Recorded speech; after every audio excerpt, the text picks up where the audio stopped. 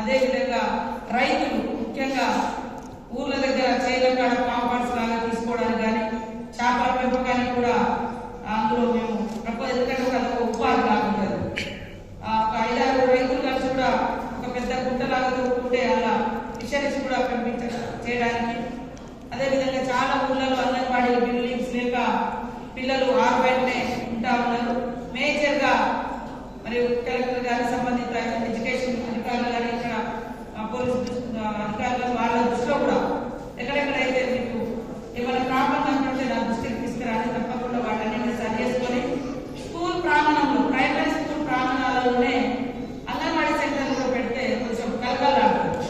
ఈ స్కూల్కి ఏమో 5 పిల్లలు వస్తారు, అక్కడ ఒక టీచర్ కన్నా వాళ్ళు బిక్కుమంటారు.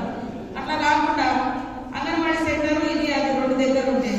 ఈ పిల్లలు ఆ పిల్లలు మంచిగా ఆడుకోవడానికి కానీ స్కూల్లో టీచర్ ఒకరోజు టీచర్ మిస్ అయిన అంగన్వాడీ సెంటర్ ఆయా ఉంటారు.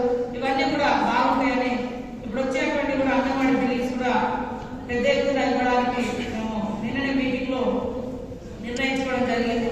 దాదాపుగా పాప సర్పంచ్ కూడా చాలా చోట్ల వర్క్ చేసి పెండింగ్ లో ఉన్న 700 కోట్లు గతంలో ఇవ్వకుండా ఆగిపోయినటువంటి పరిస్థితి ఉంది. వాటన్నిటిని కూడా చేయడం జరుగుతుంది. జీతాలు కూడా సెల్ఫ్ ఉద్యోగులు కావచ్చు, లేకుంటే టెక్నికల్ ఫీల్డ్ అంటే ఎన్ఆర్ఈఎస్ వర్కర్స్ కావచ్చు, వాళ్ళే కూడా నిన్ననే 4,000 కోట్ల రూపాయలను రిలీజ్ చేసేందుకు కూడా మరి చేయడం జరిగింది.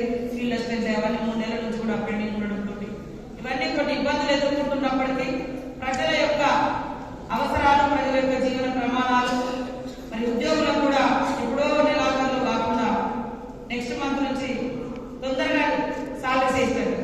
పాపం ఉద్యోగులు జీతాలు రాక వాళ్ళు తెచ్చుకున్నటువంటి అప్పులు లేదా రకరకాల లోన్లు ఉంటాయి, అవి కూడా కట్టుకోలేక ఎంతో మంది ఇబ్బంది పడుతున్నారు. అలాంటి సమస్య కూడా మా ప్రభుత్వం చర్చించింది. సీఎం గారు కూడా ఇవి వీలైనంత తొందరగా 2-3 తారీఖు నుంచి 5 లోపు జీతాలు ఇచ్చేటట్టుగా కూడా నిర్ణయం తీసుకోవడం జరిగింది. కాబట్టి ఉద్యోగులను మేము సంతృప్తి పరుస్తాం, ఉద్యోగులు ప్రజల్ని సంతృప్తి పరచాలి.